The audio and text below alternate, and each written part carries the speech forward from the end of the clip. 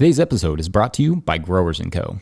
We are proud to be sponsored by Growers & Co. They specialize in making clothing and tools for growers like us, those who love to grow food, to be outside with our hands in the soil. Their functional wear keeps growers comfortable and resists the wears of everyday hard work.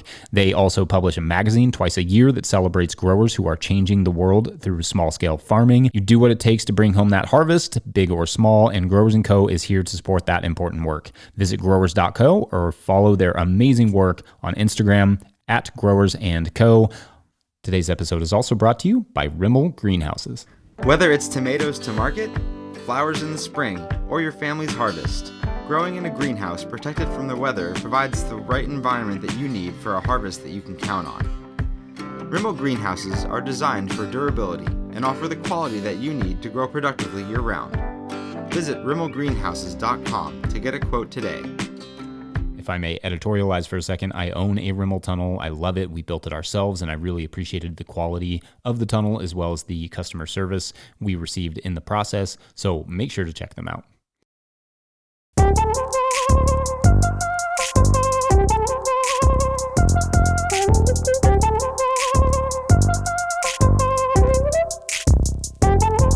Hey, you all, Farmer Jesse here. Welcome to the No-Till Market Garden Podcast, Episode 2, Season 4. I am super excited about today's episode with Mimi Casteel of Hopewell Wine in Oregon, where she is doing regenerative viticulture on a piece of land that used to be in Christmas tree production. So we talk about what it took to get the soil back to health after that and the vineyards planted. We also talk about what no-till viticulture looks like and how it differs from conventional. We talk about nutrient applications, both foliar and direct to the soil, managing this profession in a changing climate, and a whole lot else. As many of you know, I am a huge natural wine nerd and worked in wine for nearly, 7 years or something. Natural wine is kind of what got me into regenerative agriculture in the first place. And I've long wanted to get some winemakers into this mix here, and I could not have asked for a better first foray than Mimi. Mimi is a really amazing thinker and grower, and this chat was just great. Also, I want to give a big shout out to Levy Dalton's I'll Drink to That podcast, where I first heard Mimi. Great podcast for wine nerds, by the way. Okay, real quick before we get going, a few little things. I wrote a book this year that you may already own, but in case you don't, you can pick up a copy at notillgrowers.com. This is the best way to both get a book and support our work at the same time. There's also the Patreon route, patreon.com/notillgrowers. To support what we do. As I write this, there are over 600 people who support us over there, and they truly do support us and help us pay our creators and pay for all the admin involved in this work, keeping the content free and open to the public, all of those things. If that's something you believe in and you appreciate this work, consider signing up. There are perks there, including discounts on merch or hats or even events when we do those again. But also, at a certain level, or if you just bump up from one level to another, you get a shout out on the show. So big shout outs this week to Karina Warshaw, Philip Merka, Stephen Smith, Ojai Roots, Veggie Cropper, Scott Snodgrass, Jay Mill, Jacob Arthur, Fiona and Donnie of Firefly Farm, Jean-Martin Fortier, and Yannick LaPlante. Huge thanks to everyone who supports our show however they can. But enough from me. Let's get into this amazing conversation with Mimi Casteel of Hopewell Wines.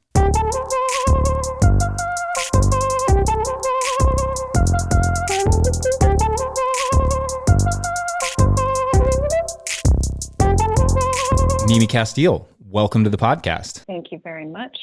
I'm excited to be here. And I'm excited to have you. So let's do what we always do in the beginnings of these conversations and get a rundown of your farm, your operation. Where are you located?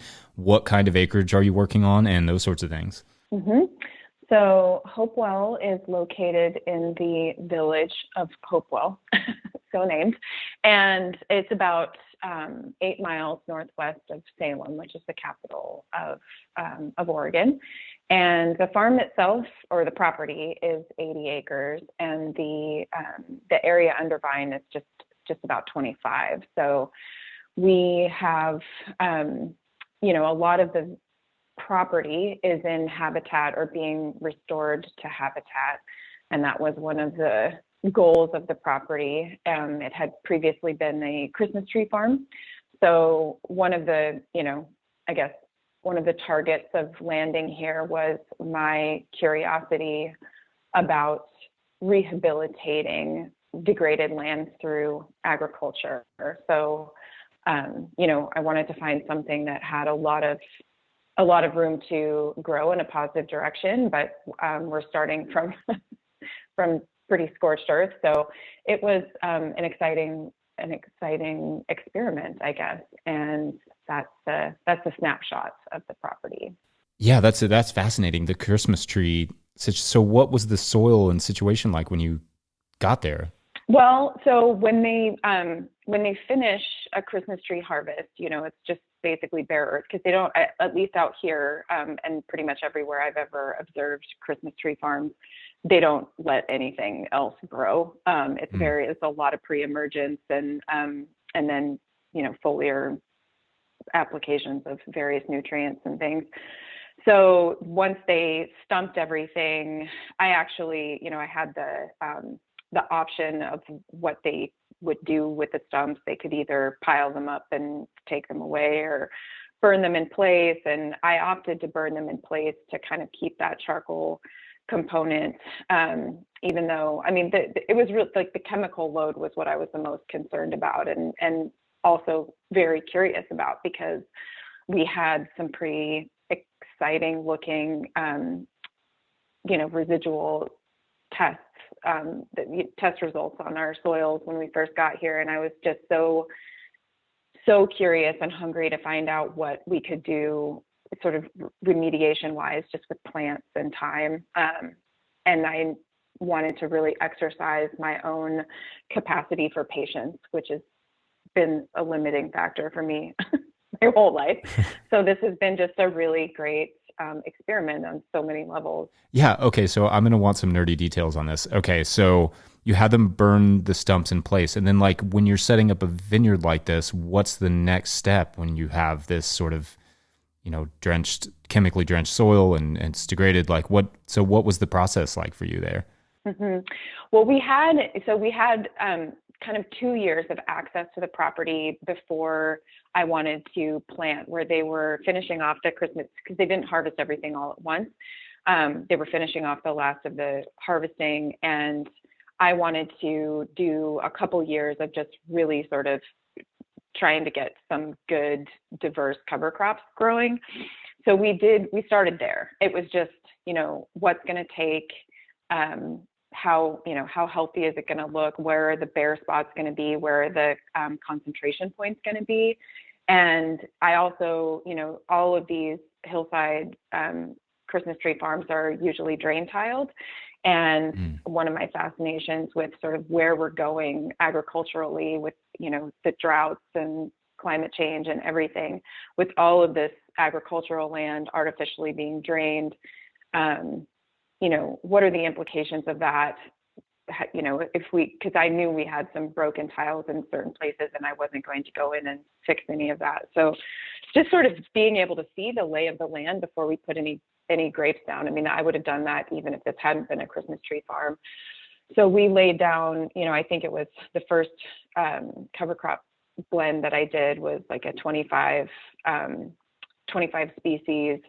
It was one of those like 10 species plow down mixes plus, you know, whatever else I could get my hands on and afford. And definitely tried to throw in 3 or 4 of the native perennial grasses, which didn't come up at first at all. And so we did a full couple of years of just cover cropping and seeing what, you know, just I was using my roller crimper and just like kind of pushing that down and waiting to see what would come up in the spring, and had all the perennial and annual weeds kind of coming up. But a good strong cover crop response, I'd say the brassicas were the most successful by far, which made sense. I mean, these soils are acidic naturally, and then if you put a Christmas tree rotation on, they're going to be very acidic. So just kind of seeing what that looked like. And then we started doing the Vineyard Design about 2 years in, and then started planting the grapes themselves into the cover crop. Okay, that's great. Yeah, that's super fascinating. I've always wondered what that would look like. And then you're looking at this, I mean, I'm assuming, I always think about cover crops as this really good way of figuring out where you have problem areas. And so that's kind of what you were doing, is looking, you had all this crop out there and you could be like, oh, well, that area is obviously really depleted and we need to do a little bit more work on that. Definitely. Well, and then you can see, where there are huge concentrations of gophers or, soil vertebrates that are trying to break up compaction layers. And you can see where animals are feeding, where the most nutritious forage is, that kind of thing. I mean, I think that you can learn a lot. We're very impatient, in agriculture. And if you have the time and the grace to be able to see what the land has to tell you first, I think you can avoid making some kind of unfortunate and long-term mistakes, especially when you're working with perennial crops. So that was really important to me. And just also, wanting to understand, from the soil test that we were getting, you hear people say things, as these sort of categorical truths, like, how quickly certain chemistries can, be degraded in soils, and depending on what the pH of your soil is and how much moisture there is and all of these things. And I think that really, from site to site, and depending on how patient and devoted you are to soil health, those things aren't categorical at all. I mean, you can really change the metabolism of those chemistries if you have a more diverse set of plants that are feeding new microorganisms and trying to sort of work through some of that legacy. So it was interesting and very educational experience. I mean, I will say I've had my ass handed to me more times than I care to count, but it's the best education is when you thought something was going to happen this way and then it happens a different way. Yeah, well put.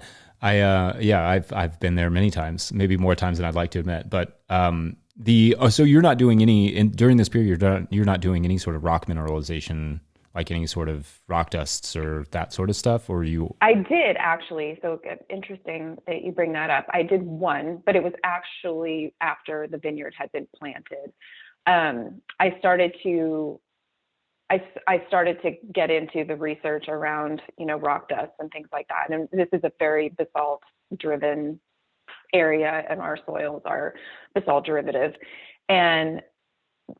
But also, like, I grew up next to a quarry, and I know what those look like too. And it's not just some benign byproduct. A lot of times there's a lot of, residual metals and things like that. So I wanted to get my hands on something. And just to be really clear, like, I've never had investors or anything like that. So the things that I was able to do, there was like a whole suite of things that I wanted to do, but the things that I was able to do was really cost driven and experimental. So sort of like a block trial. And then if something really blew my mind, I would, try to budget to scale that up. And with the rock dust, I would say what was interesting with that is that I started this block trial in my two weakest blocks. So where there was no drain tile, and it's the lowest elevation stuff that we have, I did a kind of a split block trial where we treated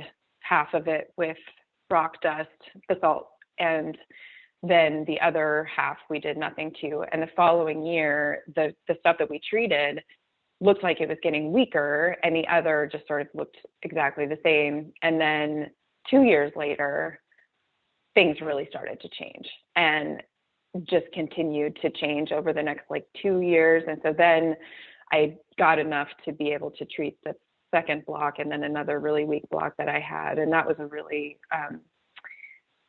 interesting, because there are certain things that you do that you're not going to see a result from.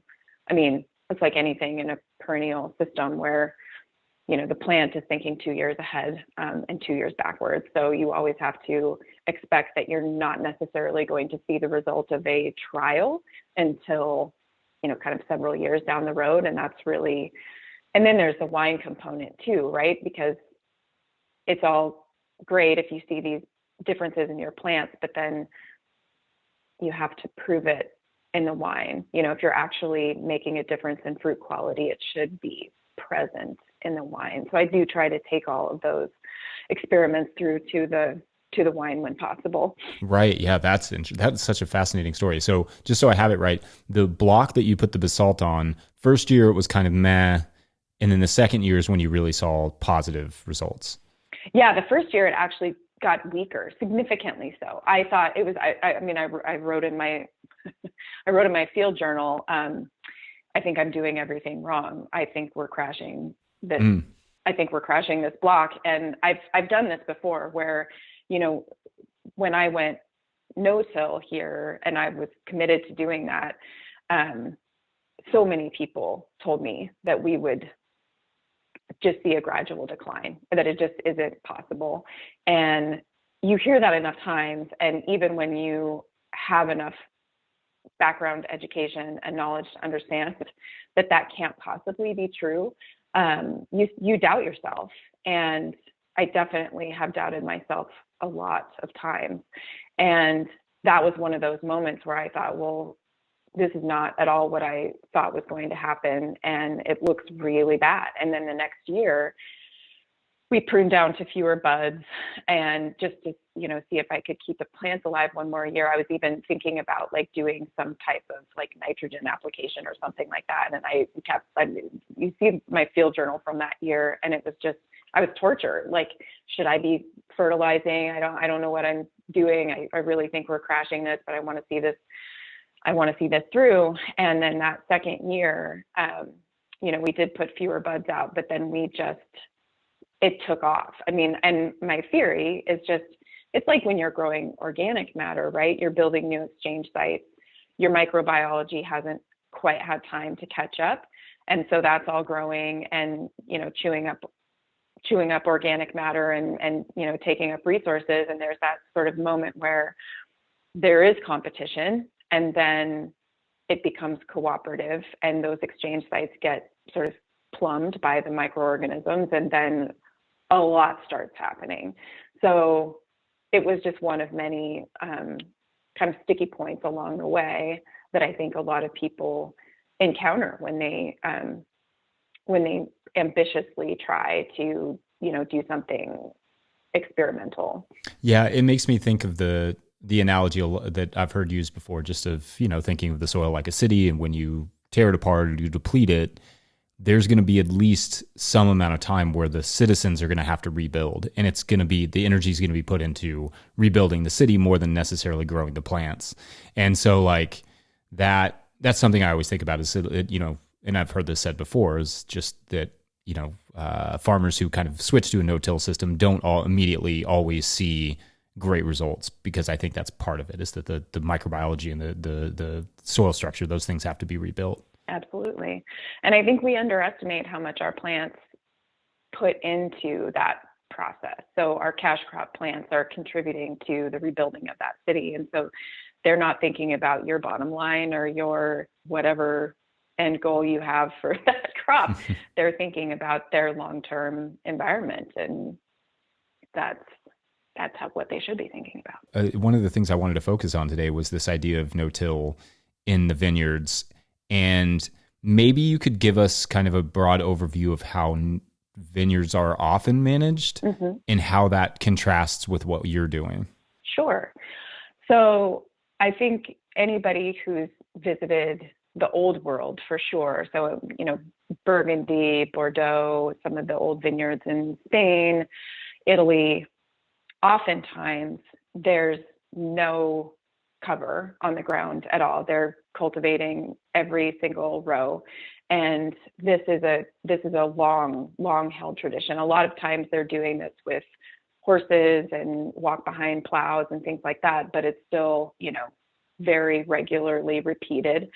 And in America, or in the New World, I guess, it's very common to see that as well, but it's I think on the more sustainable side, I guess, or part of a I guess a more modern approach would be to cultivate every other row several times a season, and then you flip that the following year, so that you have a tractor row, and then you have your cultivated row. And that's very, very common, and those passes are made several times a year. So basically destroying your cover crop in every other row or every single row, and either leaving a tractor aisle or not.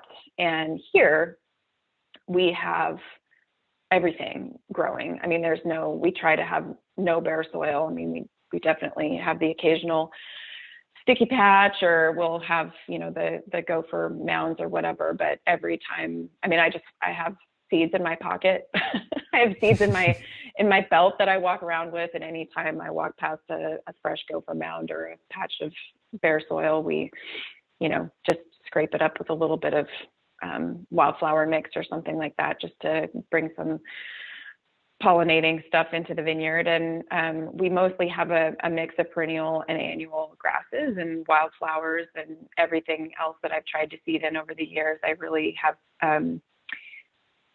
spent an embarrassing amount of money on seed over the years, because, when you're doing your seeding with a no-till drill, your take is a lot lower. So, but again, experimentally, I wanted to see, how successful can you be drilling native seed into, just whatever we were able to grow in the early years. And it's fascinating to see how, in some cases, 5-6 years in, you see 10 or 11 of those things that I seeded in 6 or 7 years ago all of a sudden are kind of the dominant wildflower, or we've got a new perennial grass that's super successful that, just for whatever reason, the conditions weren't right before. So that's what it looks like here. We definitely still have weeds. We have, some kind of tricky Himalayan blackberries that I'm never going to win that battle. We try to keep them out of the vine row. And other than that, we mow them once a year and try to keep them from really spreading. But I've never, I've worked in public land management, and controlling invasive weeds is something that we spend an incredible amount of money and resources and effort on. And I have yet to hear of any major success story there. And I think we just really misunderstand what those plants are, why they're there and what they're doing. And so I try to have a very high tolerance and an open policy for any plant that's doing active photosynthesis in this place, at least. Right. That's great. So, okay. So once you've planted these vineyards and you kind of gave us a rundown of how you're managing the soil, how long after the planting till fruiting? So it kind of depends on how you do it. Most vineyards that are planted now are all on rootstock, some type of American rootstock, because of phylloxera. And we are on rootstock. So I grew up on a vineyard that was own rooted. It was one of the vineyards that was planted in Oregon when we thought phylloxera couldn't survive here. And when I was working there, when I came back to farming, I was really, really interested in what the longevity of an own rooted Vitis vinifera would be when you just are basically farming or all of your practices are towards immune system health, as opposed to, ever trying to think you're going to get rid of something so ubiquitous as phylloxera. And we still have those old vines at my family's estate. And so I think that while we chose to go on rootstock here, that was mostly because it's one thing to have a mature plant when phylloxera arrives, and it's a different thing altogether. I mean, I've tried this a million times and very disappointed to report that if you put a baby cutting into phylloxerated soil, it has very, very little chance of surviving. So we're all on rootstock here. And, I try to choose rootstocks for the sort of inevitable future of more drought and, less soil moisture, just because of less rainfall.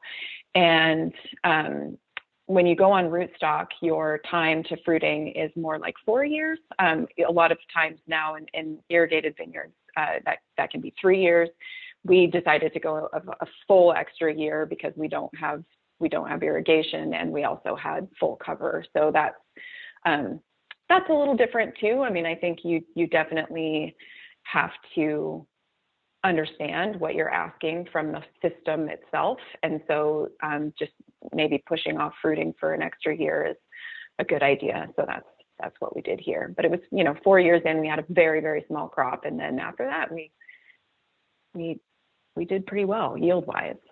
Okay. That's great. Yeah. I bet a lot of people don't know or recognize what phylloxera is. Phylloxera, just for the uninitiated, is a small pest that has devastated vineyards, and it really started in the late 1800s and early 1900s, and it has had a profound effect on our culture. I think I was reading a book about phylloxera once, and it said that cognac was poised to be what we think of as Scotch today, and but phylloxera wiped most of cognac out. And then the French, of course, were not super excited about having to graft their vines to American rootstock, but really fascinating history with phylloxera. But what do you do? My it's not really leading into my question, but it was something I was thinking about. But my question is thinking about cash flow during that period. How does that? Is it just you have to save up an enormous amount of money and then probably work second jobs during that period, or what is that? How do you do that?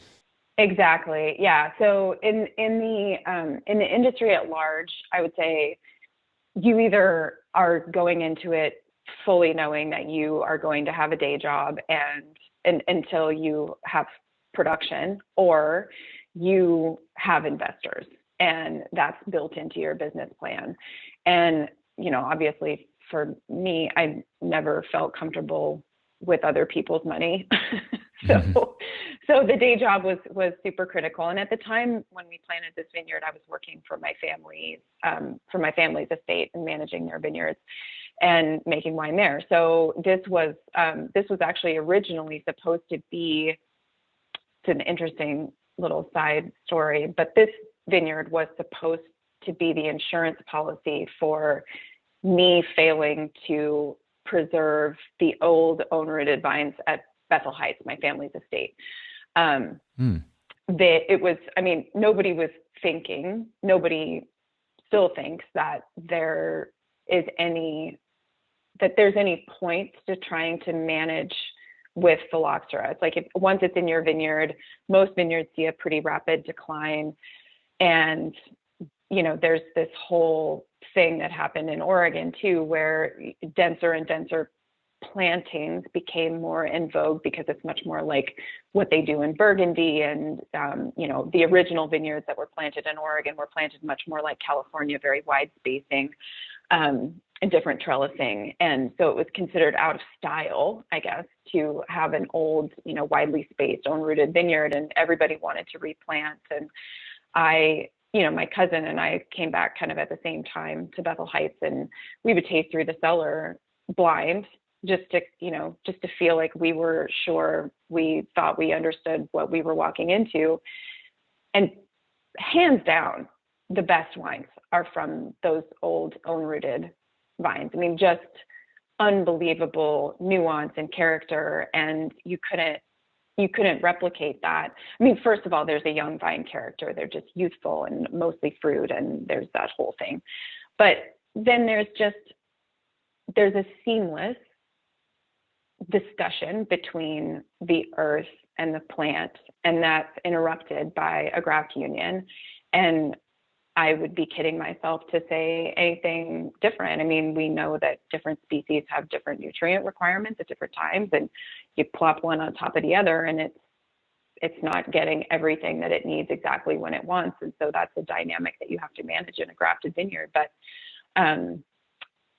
it was just interesting to me to be working in both worlds. So while this vineyard was coming into maturity, the expectation was that we were going to be losing all these vines at Bethel Heights to phylloxera and have these massive holes and things to replant. And we have a very distinctive reputation around the estate blend that we make being kind of mature vine character. And so we didn't want to have this huge gap of 10 years where we didn't have mature vines to work with. And so this vineyard was supposed to be that insurance policy. But as we got deeper and deeper here, and the vine started producing, it became clear that we weren't going to lose that stand at Bethel Heights. And so we didn't want to grow our production that much. And these vines were very productive and had a very distinctive voice of place. And I was doing the farming really differently. So I developed a client list here and started selling fruit. And that's how this place became kind of an independent thing. And in 2015, when it just was time for me to leave and do my own thing and make my own wines, this was where I was, and it just made sense. So that's the story of how how this all happened. That's great. Yeah, that's great. Okay, so another big thing that I kind of wanted to talk about was the idea of like nutrient management and how you're managing nutrients year to year. Is it foliar sprays? Is it compost on the surface? Is it compost teas? Like what does nutrient management look like, in a vineyard? Yeah, no, it's a great question. And over the years, I mean, I'm very fascinated by both the sort of leading edge of ecological agriculture, which is very much sort of, looking at plant sap analysis and micronutrients and bringing, a plant to sort of the full capacity engine wise. And also have always felt most comfortable I remember when NDVI first started to be like a thing here, and we had guys out flying drones all the time, and they were always asking if they could fly over the vineyard and, just play with their drones. And I'd be like, yeah, that's fine. And they always wanted to sell me back the photos. And I was like, I know exactly where my weak spots are. Okay. If I don't know that, then I should be paying a lot more attention. And I still feel like that's true. I think the time that I spend in a vineyard is irreplaceable with any type of analysis that I might do. But I still do it because I think that it's interesting if you want to talk about these things with other people, or pretend like when somebody calls you asking questions that you can stand on any leg and give advice, that you have some data to back it up. And I would say my philosophy is to take in the information, but to maybe pause before acting, because what I've observed is that with wine, it's a very kind of specific alchemy, I guess, and also just a convergence of the human and, the natural world. And what I found is that when I've either tasted wines from vineyards where, the plant sap analysis is met with every single, deficiency that's shown on the analysis or whatever, I don't like the wines. I have yet to think that the wines are extraordinary. And while I won't say that I think you hit it out of the park when your vines are crashing because they don't have this or that, you should be able to see that type of stress in the season. And so what I think is interesting is to sort of track what deficiencies we've had over time, and also getting some occasional, like every 5 years or so, microbiological panels done in the soil as well, to see like what's changing and how is that changing in the plant sap analysis. So, just for example, calcium was very low here to begin with, and mostly unavailable because it was definitely showing up on the plant sap analysis. And yet, over time, that came up without a major change in the soil, but our microbiology was changing significantly. So I really look at this place as my education, my education just right here for me to see like when this changes, this also changes. And if I were addressing that in the moment and trying to like put the Band-Aid on, I wouldn't know, where those things went naturally. And I really am trying to avoid inputs as much as possible. So I hope that makes sense to you. We do use compost. I do brew compost tea sort of obsessively. And we've done one big compost application here, like a very significant investment of a compost application here that was more than a couple tons to the acre. But since then, I mean, that's not an every year thing. That was a one-time thing, and it had some biochar mixed into it. And other than that, it's just compost tea.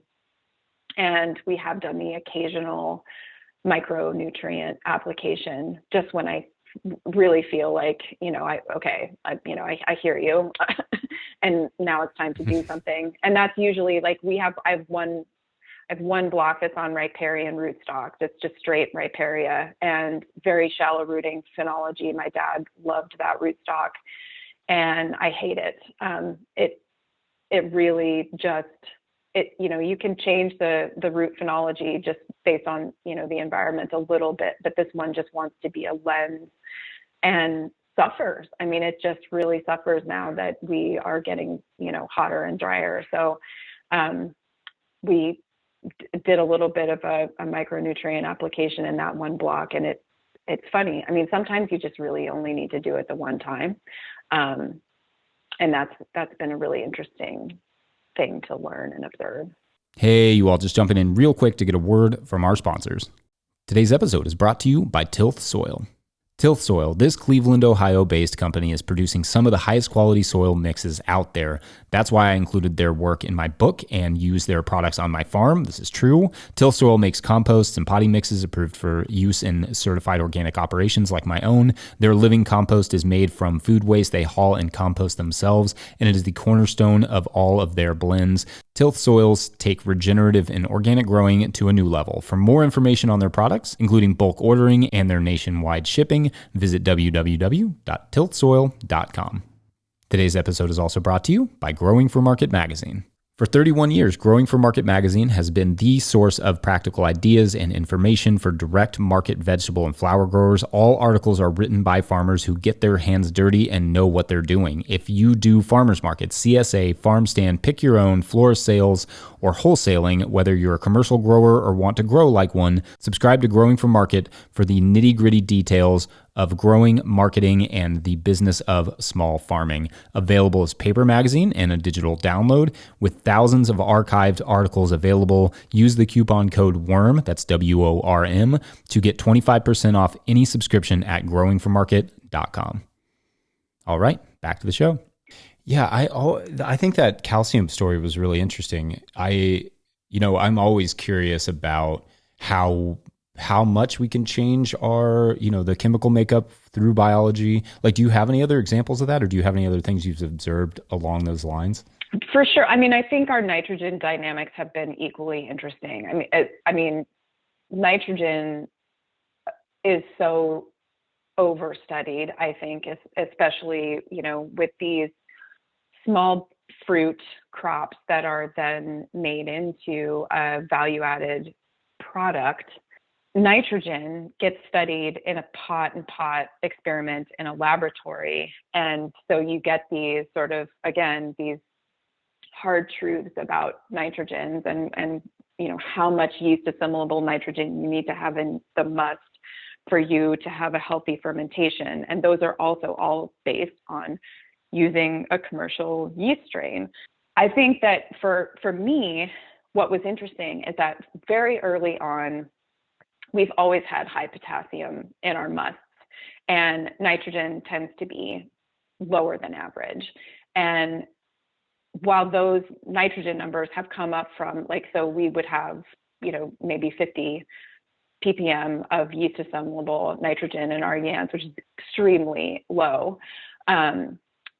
What I've learned is that with no-till, because water is the great mitigator of all of these things, and when they're available, et cetera, is that we had to sort of suffer through those first several years of just building enough organic matter to store enough water deep enough into the season so that nitrogen was available later on and in particular forms to end up in the must. And so we've sort of hit a ceiling of about 100 yan, which for me a lot of people would say anything under 200 and you're going to get a stuck fermentation. I've never had that happen.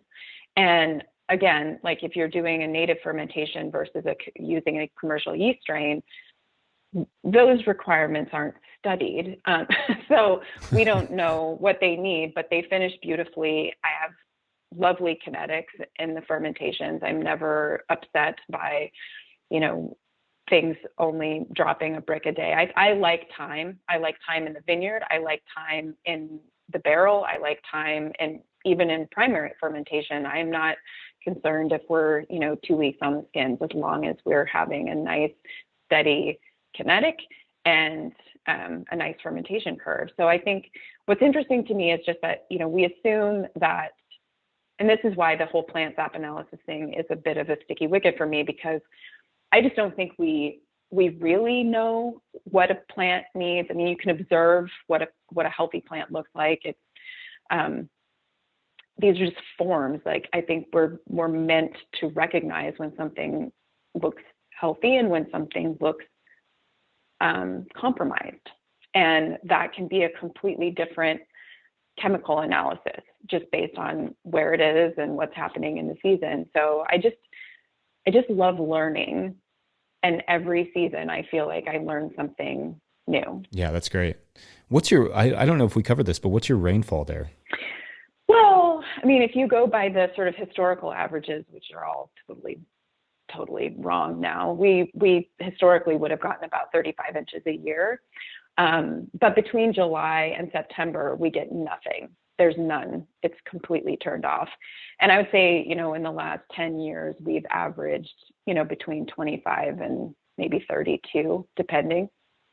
And we get a lot more at once than we ever used to. So we get much more like aggressive, heavy rain storms where, at least here in the valley, the way the farming is anymore, we lose most of that water. And yet, over time here, I have seen, our canopy is green deeper, longer into the season than pretty much anyone around us, and that's really just having good available soil moisture longer in the season. And I don't know. I mean, it's an interesting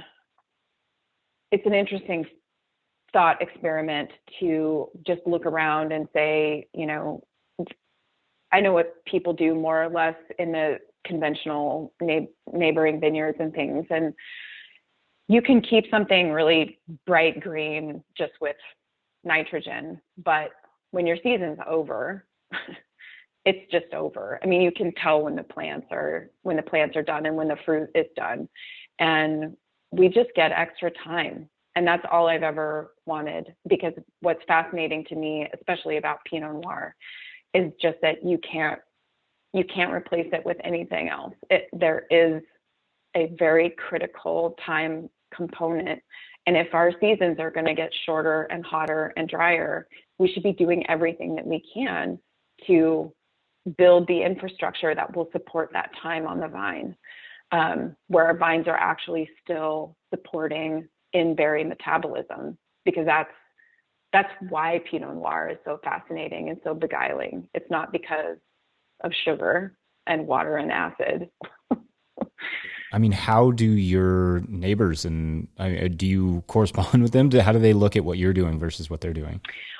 Well, it's changed a lot, I'd say, in just the last, 3 or 4 years. I mean, back, 10, 12 years ago, I think, my family has always enjoyed and has earned a high reputation for caring a lot about sustainability and just, kind of being solid community members. And when my cousin and I came back and the sort of transition from the first to the second generation was happening, I think there was a lot of not overt dismissing of what I wanted to do, but just sort of like, oh, she'll learn, that's not possible. I remember being in a vineyard. This was right after I came back. I still actually was working for Forestry Extension and in the vineyard. And there was a very famous biodynamic consultant from France who was visiting vineyards in Oregon, and people were spending a lot of money to sort of have him come to the vineyards and everything. And everywhere we went, he was like, you need to cultivate more. You need to bring more air into the soil. And I remember feeling very, it took me so long to ask him why we would be turning the ground over so much. Like, what I hear you say, it's about bringing air into the soil, but like, where in nature can you find an example of this type of destruction happening over and over and over to good effect? And it was like, I may as well have like lit him on fire or something. I mean, I really was kind of a pariah in that one moment. And I had been so worried about asking the question. And I went home just thinking to myself, I just think I've made a bad career move. So I think early on, I was definitely viewed as being just naive. And now, in the last 3 years, I guess, while this whole concept of regenerative agriculture has become a national conversation or an international conversation, I hear a lot more from, my peers and colleagues and things wanting to come to the vineyard. Still with a lot of just like kind of looky-loo curiosity, like, okay, where's the drip irrigation? Or, she must be, I don't know. I think there's still some like kicking of the tires to see what I'm doing secretly that's making it all possible. But, it's not just, there are certainly a lot of other vineyards that are doing this, but there aren't so many around me immediately. You mentioned the forestry a little bit. Is there anything that you learned working? Maybe you could describe what you were doing there, but is there any? Do you draw anything from that experience for what you do now? Oh yeah, I would say that the most critical education that drives my day-to-day, even the winemaking, is rooted in that sort of ecological education and really sort of the most formative just ecosystem processes that I've never been able to see the world the same since I had that education. I grew up in a beautiful place where there was a lot of habitat around and always felt at home in the forest, and where all of the pieces were connected and everything smelled better and more, and everything tasted, like even the dirt tasted better and more. And it's just something that you can't unlearn, even if you're desensitized by the years in between. And so when I was studying forestry in graduate school, that whole agricultural upbringing was constantly in the back of my brain. And then I wanted to work in the backcountry, and I wanted to study, healthy, mature forest ecosystems. And it's hard to find those because they're all imperiled. And that's because of how we manage private land. And that was my first reason for coming back to agriculture, was that I really and truly believe that what is wild is just, it's just a concept. It's a human construct, and we can rebuild that. We can make it more wild again, and we can reconnect truly wild spaces through different agriculture. And my full and complete belief is that when a system is allowed, when those flows of energy are being facilitated and not impeded and not interrupted constantly, those connections want to be remade. The system always is trying to rebuild itself. And so the more we can facilitate that, the more we will be fed by that. The more that we feed our food, the more that it's going to feed us. And a lot of that is just letting it happen and not assuming that we are going to be the architects of that, but that we could be the facilitators of it. Yeah, that's great. I want to get to a couple questions we got from Patreon members.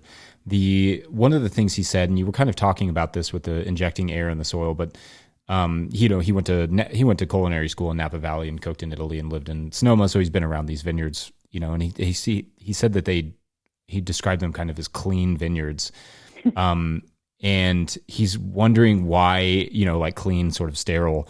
He's wondering why why there aren't more people growing winter cover crops between the vineyard rows and sickle bar mowing it or raking it in as a mulch or those sorts of things. Like what do you think generally prevents people from doing it? Is it an aesthetic thing? Is it that sort of idea of injecting air in the soil? What do you think? It's all of those things. I mean, so some of it is just, I wish that it weren't true, but I do believe some of it is an aesthetic, and it's become a kind of a cultural aesthetic, especially in some places in the old world where, those tidy little rows of vines with just dark, and they love it. It's not for lack of love of soil, right? They love to bring up the freshly plowed earth and show it to you and have you smell it and blah, blah, blah. But it is interesting. And then I would say in the new world, there's a lot more cover cropping, but it's still with a lot of cultivation. And the idea is that you don't want that competition for water, for nutrients, et cetera. And while people are cover cropping, it's usually, it's a very kind of known, 10 species, you get your fracking radish and your, 3 types of grasses and, maybe some oats or some cowpeas or whatever. But it's a very not to be super critical, but it's a very predictable, known thing. And I guess I just feel like at this stage of the game where wildfires are now going to be making it impossible for certain regions to make wine a couple out of every 10 years, if it's a justifiable land use, it better be blowing people's minds when they put it in their mouths. Because if you're going to just take a year off because, of what is happening around you, then I feel like we really get a lot of credit for being something that stands outside of agriculture, because of how sexy wine is or whatever. I don't even know where it all comes from, but we need to do a better job. And if we want to use the word terroir, if we want to utter that or invoke it in some way, then I think it should be demanded that that you have something, at least in your own mind, of what is there to back that up. Because what we have these days are pretty much the abiotic components of place. You have your elevation, you have your climate, which is, I think at least neck and neck, if not the strongest hand in making wine these days. And then you have the winemaker. And I just don't think that's very interesting. I think that if you have taken away all of the things that made a place worth planting your flag there, then it's not that thing anymore. It's just the sterile abiotic components. And it can all come back if we want it to, but we need to do a better job. I just wanted to mention too that idea of aesthetic and changing the aesthetic, because I think it's the same way in vegetable production and this idea of hyper clean. And I don't necessarily think there's anything wrong with this, but super clean, super everything's mowed, all the paths, all that stuff. And then there's sort of the other side of it is it's pretty wild. There's these giant hedgerows. There's obviously a whole spectrum, and all of them can be very healthy. But I think it's interesting because when we went to Montreal a couple of years ago and we were in Quebec and just driving around, seeing how different the government took care of public lands, I thought was really fascinating. There were weeds on the sidewalks. There was, the sides of the roads were really weedy. They were giant hedgerows. I just felt like that was, and it just felt richer and more. We were also coming out of a drought here in Kentucky at the time, but it just felt really rich and really vibrant in October. And I felt like that was something that hopefully maybe that aesthetic will change a little bit, that sort of gearing towards really clean, really sterile, as people see that more biotic return. I mean, I think it definitely has to. I mean, even just from, I think about this all the time when I go to cities, like stormwater, if we had wild ditches, I mean, I understand that to some degree there has to be ways of preventing, massive flooding, but a lot of that is because of how we do agriculture. And so like how we're paving agriculture and how we're paving our cities. And the most amazing gift is just like what vegetation can do to slow down water. And I look at, because we have to maintain our own ditches if we don't want the county to spray dicamba, and, that's just a whole thing that you have to go through here for organic certification. So in maintaining our ditches, I have to have this conversation every year. Yes, there's vegetation in there, but it is, we keep it, so that it's not a hazard, but so that it's actually slowing down some of the stormwater that's coming from my neighbors up above. And it's incredible how, like, you see the water coming from just, my fence line basically, and up above, it's so brown when it gets to where my part of the ditch begins. And then when it gets to the bottom where my fence line ends, it's clear. And we could be doing that everywhere. And hedgerows have so much more to offer than just, water filtration. But like, that is that very sterile aesthetic that we've grown comfortable with in America, I think, especially where we want to control everything and everything is a threat to our health and well-being, anything dirty, anything wild, anything weedy. And it's got to stop. Yeah. And I think, we see the repercussions of that in our insect populations and in, like you were mentioning, water. That's water infiltration is a really big issue. Also wind and air temperature, all of these things are affected by our sort of lack of desire to have, robust wild spaces. Yeah. It's funny because I've been writing about this a lot recently. I have been thinking about it so much.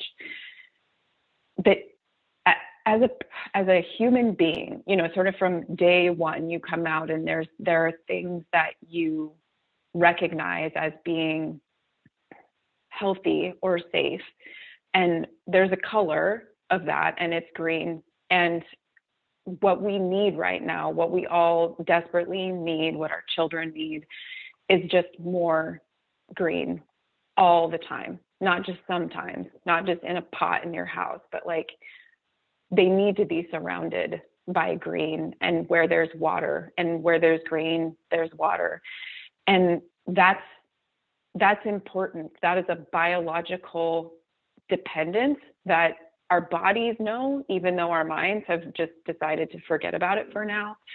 And it's also the way back. It's the way to turn the ship around is to figure out how we sort of rebuild the ecological infrastructure that is going to be able to kind of change in place to adapt to what's going to happen. And it can be so much better than the worst that we can imagine if we were to start that now. But it's sort of like we assume we're on this trajectory that is fixed and determined, and we're not, we have so much to work with here. And it's just very, very paralyzing and frustrating. I know you know this, to just see how slowly we're coming around to this idea. If we are, I hope we are. I think we have to an extent. Like there's I think of Shinrin Yoku, which is like the Japanese term for forest bathing, and how important that is for our mental health and how, this idea of being in a forest and being surrounded by woods and green, like you were saying, in water and all the smells. And we replicate these things in our lives by getting essential oils or aromatherapy or those sorts of things. Like we do all these things to replicate what's already out there and what we could really be enriching and making better. And I think that people really love those ideas and love that concept. And if we could all realize that we could focus on that, we could, as a society, we could spend our time building amazing forests and really recapturing our water if we wanted to, and everybody would benefit from it. Yeah. And we could be feeding so many actual people with so much less ground if we just imagined a different system. And, you're part of making that happen. And I just think it's so interesting, you listen to everybody's theories of change, and it's just like, if in this one moment we could just everybody walk outside, there's enough room for everybody to like see each other and say, okay, if we put 1,000 trees here where there's already a natural drainage, we could have standing water here in a couple of years. I mean, these are the kinds of things that we can actually like affect and make happen immediately or in very, very, very short periods of time. And that's all I want to work on now is like, I feel like the moment is now, and the little crack in the door is right now. And we just have to shove our foot in that door and then open it as wide as we possibly can. And it's hard to know exactly where to apply one's energy in that regard, but that's all I want to work on right now. I just want my kids to see something a little bit better. Yeah. And see that we worked on it. I think I think about that with our children. I know there's going to come a day when they're looking at the environment and the situation that we're in 20, 30, 40 years, and they're going to look at us and be like, what did you do? Mm-hmm. And I want to say everything I possibly could. I want that to be my response, and I want it to be sincere. But figuring out what that looks like, because we see desertification and we see massive droughts. And like you were describing the rain situation there, where it's not raining as much in those middle months and it's raining really hard when it's coming. That's what we're getting. That's what everybody's really getting in the Eastern United States as well. And I think that we can also do something about that. Agree. Yeah. No, I mean, I think it is where agriculture kind of has to lead.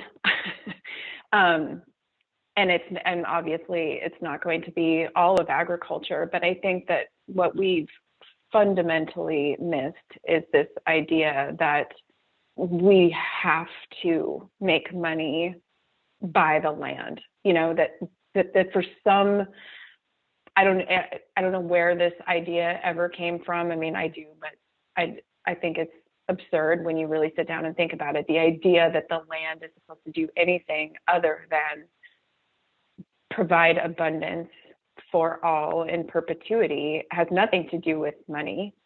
And now it's waiting to be paid back. And we would all benefit. And I think that this sort of idea of our economies of just growth over time, always growth over time, that's over.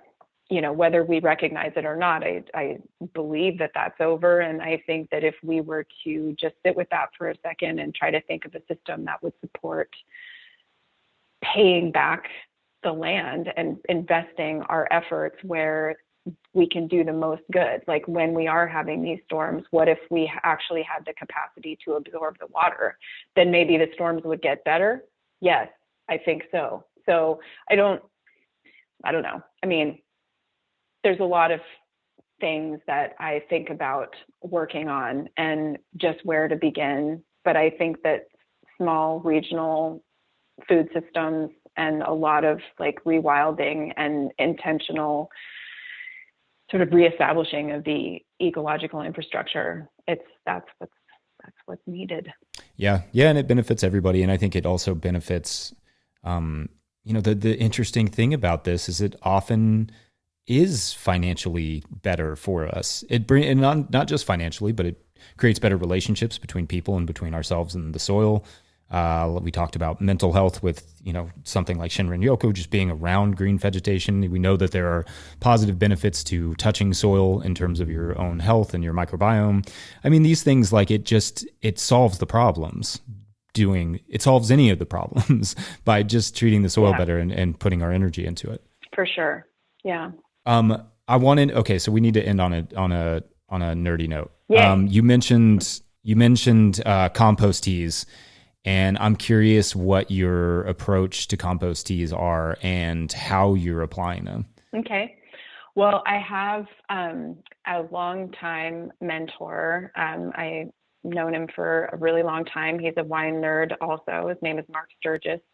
And I met him, through my parents. He was selling our wine, but he considers himself a sort of self-built compost king. And so he had this very specific way of building compost that I found fascinating. I went down to Southern Oregon. He lives on the coast of Southern Oregon. And he was one of very few kind of older people who actually thought it was interesting that I wanted to work with old own-rooted vines that we knew we had phylloxera. And so he did these tank composts, basically old milk tanks, stainless steel tanks that would, you'd fill them up with, like 80% manure and then feed it 20% organic vegetation, for at least a year. And then you do like a 5-gallon to 300-gallon infusion and I custom built my own tank. I wanted to just use a lot of air in brewing my teas. And so I do 5 gallons of compost and I don't sift. I let all the animals go into the paint bag when I suspend it in my tank. And then it has 3 aquarium pumps, like big industrial aquarium pumps that just pump a whole lot of air for, anywhere from 24 to several days worth of time. And I feed it with usually some organic malt, and then I'll do some essential oil additions, especially if I'm trying to extend a spray, in organic viticulture, really the only fungicide that we use for the most part is sulfur. And I don't like working with it. It's not pleasant to work around, but it's very effective. So if I'm trying to extend a spray interval, I'll use, like a thyme or a rosemary or one of the really aromatic essential oils. And I'll do that, several times a season. Oftentimes I try to do like 3 in the fall, as the vineyard is going to bed.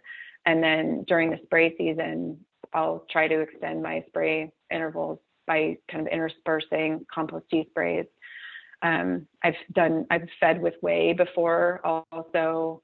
Anything, I try to stay away from anything with lots of sugar just because when it does get really hot here, it gets really hot. So if there's any residual sugar in your tea slurry, you can burn your leaves.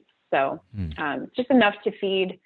And then when I pull the bags, everybody's still alive and they just go right back into the bin.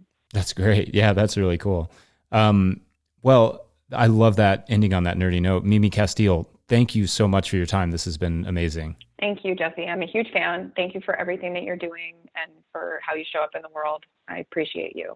Well, thank you.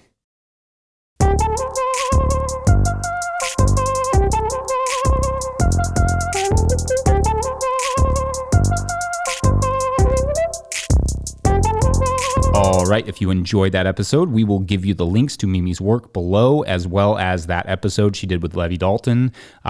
Check out hopewellwine.com as well. If you enjoy our work, consider picking up a copy of my book, The Living Soil Handbook, at notillgrowers.com. The proceeds that some popular booksellers use to launch their, owners into space or whatever, well, we're using that to create more free, nerdy content for you and anyone else. So yeah, make sure you are subscribed to this podcast wherever you are getting it and leave a review. But this week, all reviews must describe in no uncertain terms your favorite homemade wine recipe.